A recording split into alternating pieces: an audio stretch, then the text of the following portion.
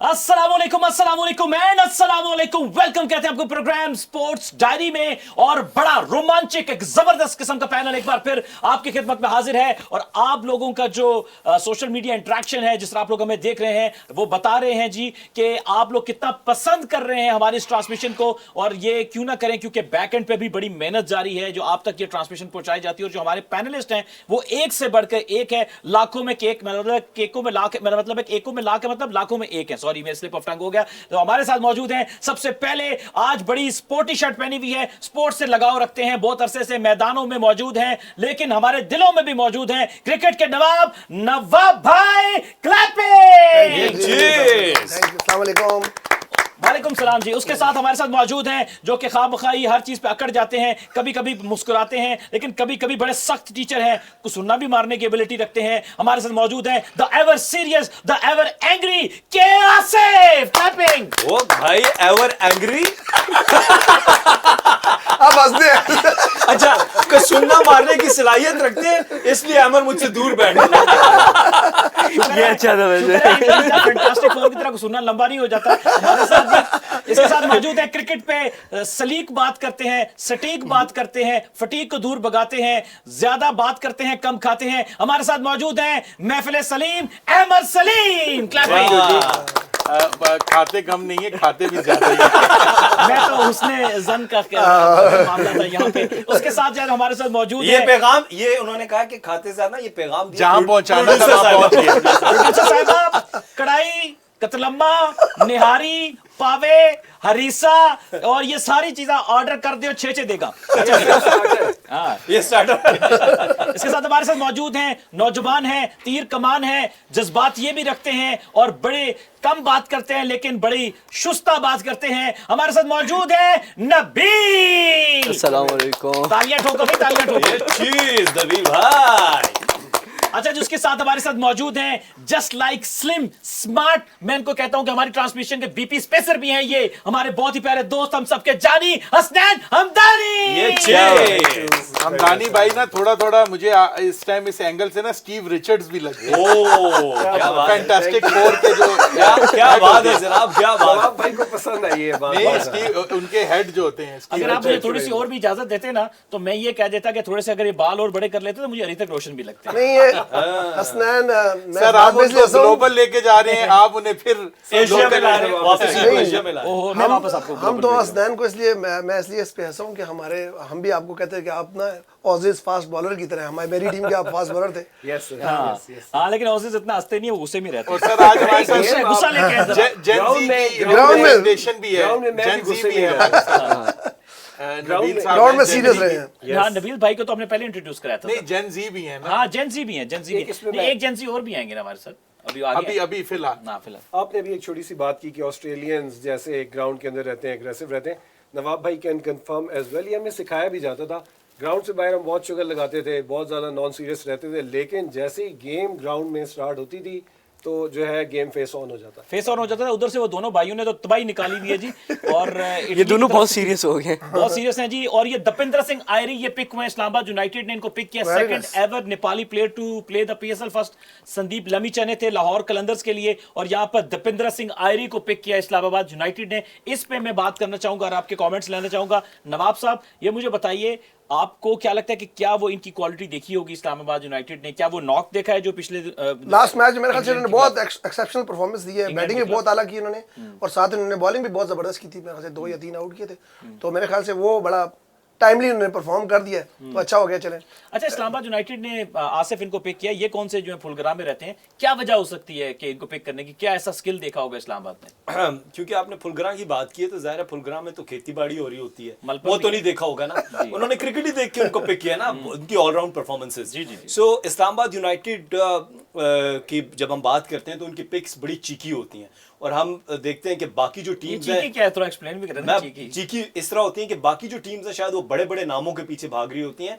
Islamabad United जो है वो देखती है कि जो रीसेंट फॉर्म चल रही है T20 क्रिकेट की, वो चाहे बेशक छोटी नेशन से भी हो, या वो उनकी जो टीम है वो ज्यादा अच्छा परफॉर्म ना भी कर रही हो, तो वो उस प्लेयर को पिक करती है। तो आई थिंक ये इस्लामाबाद यूनाइटेड के लिए अच्छा फॉर्म में साबित हो सकते हैं। अच्छा, इसी आसिफ की बात को आगे लेके चलूंगा, क्योंकि इस्लामाबाद यूनाइटेड का ये कि ग्लोबली T20 को बहुत फॉलो करते हैं। या T20 क्रिकेट को फॉलो करते हैं तो उनको इवन एसोसिएट नेशन से भी कोई अच्छा तगड़ा प्लेयर नजर आए तो वो ले लेते हैं। जैसे लास्ट ईयर भी इस साल भी उनके साथ आंद्रे गाउस हैं, साउथ अफ्रीकन प्लेयर थे, बेसिकली अमेरिका चले गए, वहां से खेल रहे हैं और इस साल भी उनके साथ मौजूद हैं। अब दपिंद्रा सिंह आयरी को भी उन्होंने पिक किया है। आप इस पिक को कैसे देख रहे हैं?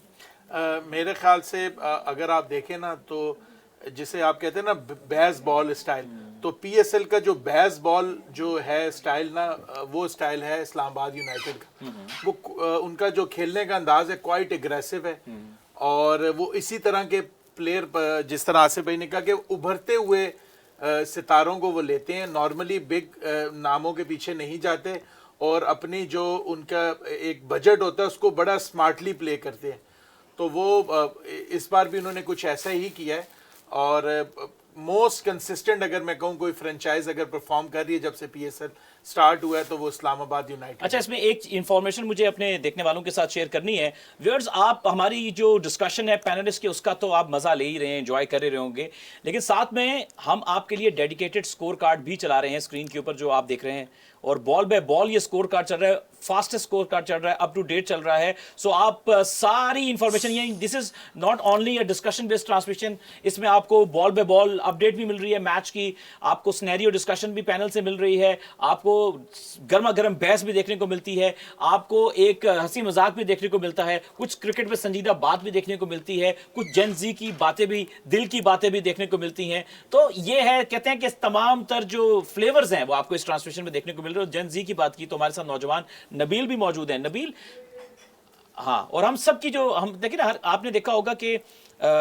हमारे इस्लामाबाद यूनाइटेड के भी कोच थे ऑस्ट्रेलिया के, अपने ज़माने के बड़े बैट प्लेयर थे, डीन जोन्स। वो अपने साथ एक डायरी कैरी करते थे।